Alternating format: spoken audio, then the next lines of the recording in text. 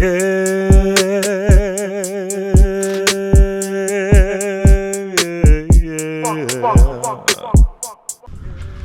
right. Welcome back, everyone. Welcome back again, my friend. We're so glad you guys decided to join us tonight. That's right. Once again, we want to welcome you back to One Step and back to our conversation. Welcome back to the conversation. And of course, as always, this conversation is being brought to you by the fine people over at One Step at a Time Consulting. Yes.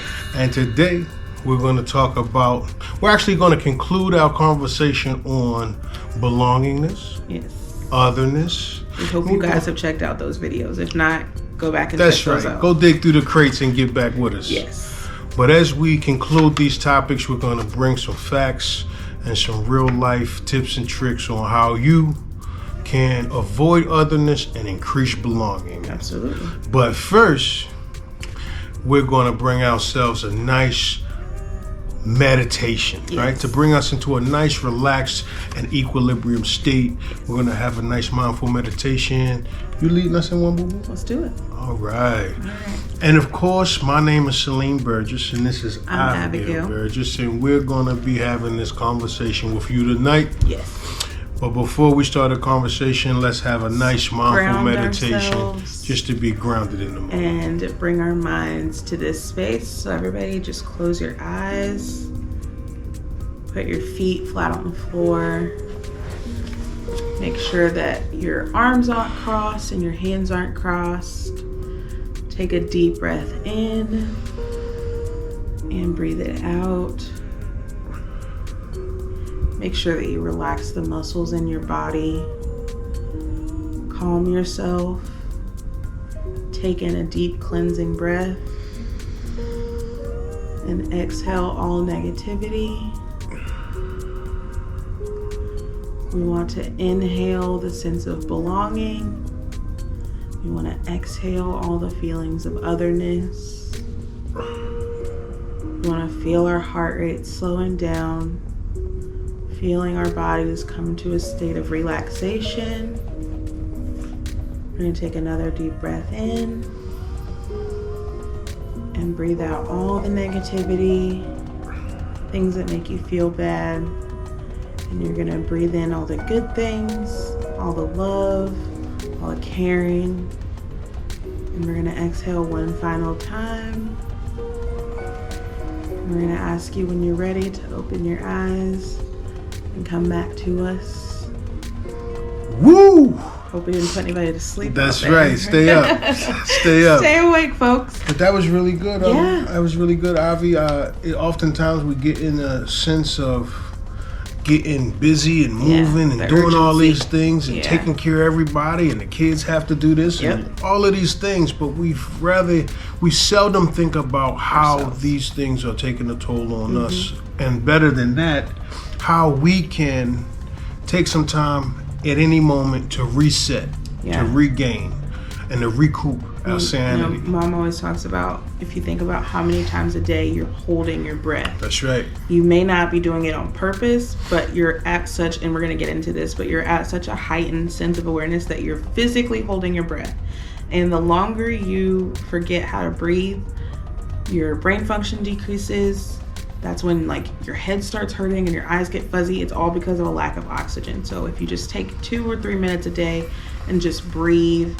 And some people out there, if you've got a smartwatch or an app on your phone, there's things that you can set to remind yourself to just take a few deep breaths in and out and just remind yourself that, okay, breathe, and then we start over. I can do this. Right. I can do this today. That's right. At any moment. You see how quick that was? We took a quick few minutes and just settled ourselves, had some good positive thoughts and words, and really just concentrated on breathing in and breathing out. Yeah. It's so simple. It's so simple. But it's so profound at the same time. It's perfect. Always remember to breathe. Yeah. Always remember to breathe. And I like to take this moment to say there are techniques out there, box breathing. We actually promote techniques that allow you to be intentional and mindful in your equilibrium and coming back to your middle zone, coming back to your place of...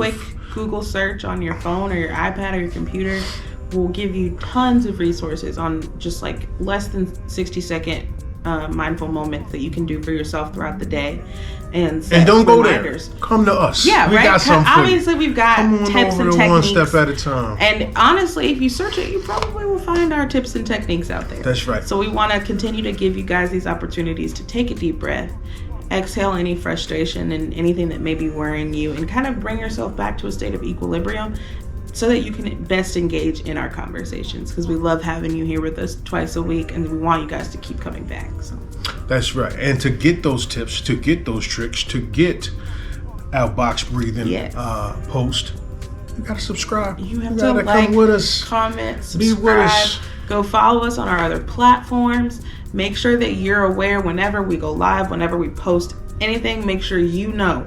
And that's how you get all those tips and tricks first. That's right. And before we get the preliminaries out the way, I like to say, if you like this video, like this video. Right? Like this video. Don't just tell somebody about it. That's like right. it. That's right. Like this we video. want to know that you like it. That's right. That's right. So before we get into our conversation or get any more deeper into the meat and potatoes of this conversation, we have to do some housekeeping. Of course. Right? We have to get some things out the way. Jump into it. That's right. We had to do some housekeeping. And now housekeeping. Our life vest first. That's right. That's right. All the swimmers out there. We got to actually also inform you, the viewers, the rules of the road. Because if you don't know the rules of this conversation, it's easy for it to go off the rails. And if you, for instance, don't know that you can't make a left turn, you may try to make a left turn. Like New Jersey. If anybody is from New Jersey out there, drop it in the comments about the left turn thing. Because we can have a whole separate conversation on the no left turn thing, but I digress. That's right. That's right. So before we get into the meat and potatoes, let's get this housekeeping out the way. And our housekeeping comes in the form of our positive assumptions and our terms of engagement. In our previous videos, we have detailed and laid out individually each of these assumptions in terms of engagement. But right now, we're just going to run through them because at this point, we family. Yeah. You already know the procedure. And if you need a refresher, like I said, go back a couple of videos, pull it up, get the in-depth version, so that as we go through these, you're not like, huh? What are they talking about? Excuse me? That's right. These will make sense to you if you've seen that video. All right. So our first assumption is... each of us has a role for improving our work. Or life. Right? Both. Right now, we normally go into organizations and companies, and we're normally trying to help people better their work-life balance. Yeah. But in this situation, in this conversation, we're talking about your life. Yes. Right? You have a role for improving your life. Absolutely. Fulfill those roles. Yeah. And that goes into our next assumption, is that each of us is doing the best to fulfill those roles. I really like this assumption because it also allows you to give everybody you encounter the simple benefit of the doubt, right? Yeah. If you're doing your best in this world, you have to assume that everybody else is too. Absolutely. That's right. Our next one is one, like we said before, everybody knows this. Systemic inequities are real. We ain't going, we ain't even going to do it. We're going to leave that there. We're going to go to number 4. Yeah, we're going to move on. All right. So number 4 is simply, this is just one conversation. We'll be back on Tuesday or Thursday. Yeah. But today or tomorrow, we're not going to change the world. We're not going to change the world today or tomorrow just having a conversation. But this is just simply one step in the right direction. No pun intended. You like that? That was good. That was a good one. All right. Our last assumption is that we will be engaged in a guided learning experience, which is different from training. We told you guys this before. We're not getting on here to teach you how to do something or train you on how to live your life or whatever. We're here to give you tips. We want you guys to give us tips in return. This is a reciprocal situation. We want to learn, and we do learn from you just as much as you learn from us. Just like baby girl said, this is a two-way street. Always. Right? At least. So we here talking to you. We waiting for the time that we get some feedback or some tips or some trips or just some insight on your experience as it concerns what we're talking about. And based on them experiences, you are an expert. Right? Always. So we want your expert opinion down in the comments. We want your expert opinion if you like this video or not. Just give us your feedback. All right. So you are the expert of your own experiences, and that is our first term of engagement. Right. And our next term of engagement is that we commit to stay mentally and physically present.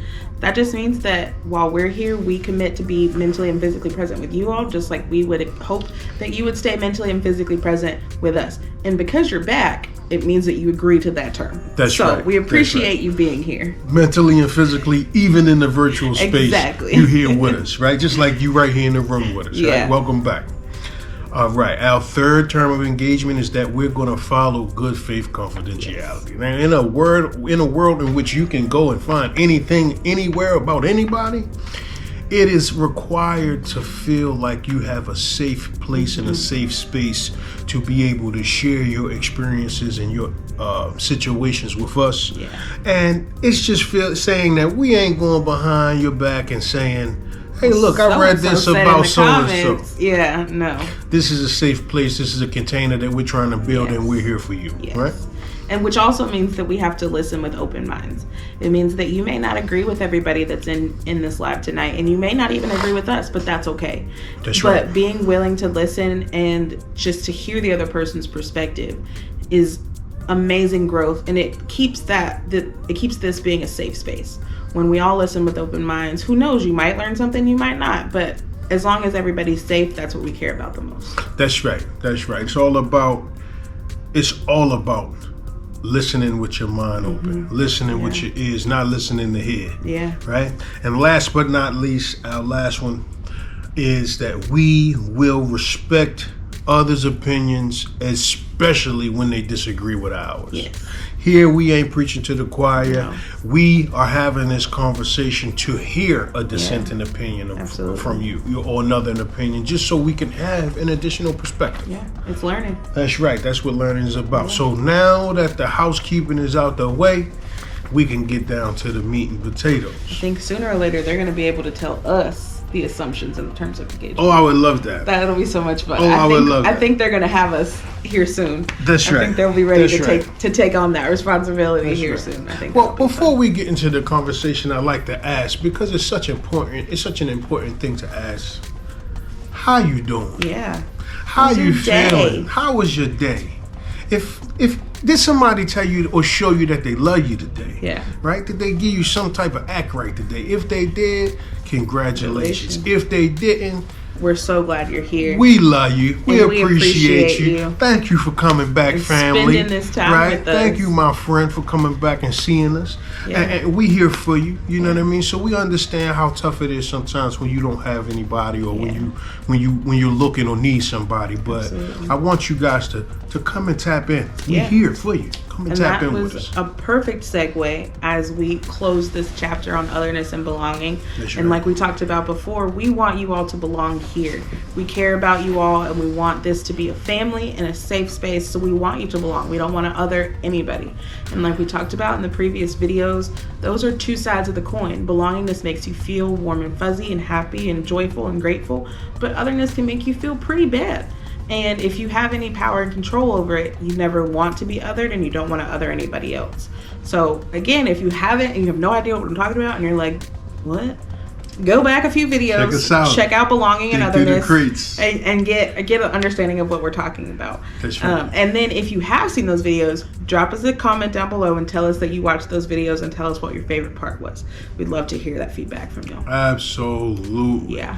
Absolutely. And I like to mention about otherness and belonging. It's just those are two opposite sides of the same coin, right? So I think that when you have a feeling of otherness, if you have experienced otherness before, if you have been outside of the main group, outside of the dominant group, outside of a group that you wanted to be a part of, and I will say, everybody has experienced at this. some point. Anybody can be othered for one reason or another. It's as simple as not getting picked on the playground at recess for the game. That seems like a trivial example when you're talking about something as hefty as otherness, but even as children, we were wanting to belong, we made people belong, and we othered people.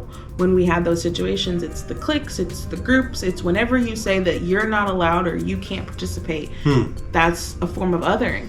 And it shows up in your personal life, in your work life, just, anywhere.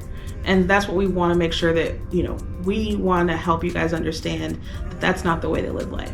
And as long as you're here, as long as you're coming back to hang out with us, you belong here. That's a great point. You just gave me a flashback talking about the playground and dodgeball course. Y'all ain't picked me for dodgeball. No, I'm just playing. No, I'm just playing. I was always picked as a good kid. He was in the A crowd. That's right. But that feeling of otherness, that remembrance of otherness, the memory of feeling dislocated from the main group is what allows me to always check myself to think, am I othering somebody? Am I making somebody feel like they not a part, or I don't want them to be a part? And if I think that and it comes up as a yes, I got to check myself and change my behavior. I think that naturally our evolutionary process registers social dislocation as a threat, right? It registers social dislocation as if we're under attack. And in that registry of a threat or an attack, what do? Most people have three options. You either run, which is your flight, you either fight, or you freeze. And that is a direct correlation with feeling othered. If you feel like you don't belong, you're going to either stand your ground and you're going to make them let you belong. And that's fighting back. You're either going to freeze and you're not going to say anything, and then eventually you kind of just back off in the distance, or you're going to run and you're going to make sure that you get out of there because you can't handle what's going on. And I think, most people know about the flight, fight, or freeze reaction because most people at one point in life has done either one or all three in very intense and anxious feeling situations. And it's when, we're supposed to live life on a pretty even keel and a pretty, level playing field. But when we have those reactions, we shoot ourselves up to these heightened states of awareness. And the longer you stay there, the worse impact it has on your physical, your mental, and your emotional state. Oh, that's a very good point. Your body will react in all three ways to the amount of time that you spend way up here. And I think we've encountered a lot of people who just live their life at a 10. They don't even know what it's like to be at a 0 anymore. You live your life at a 10, and then it shows itself in your interactions. It shows yourself in how you sleep and how you eat. All these things are related to the way that you live your equilibrium and the way that you move through life.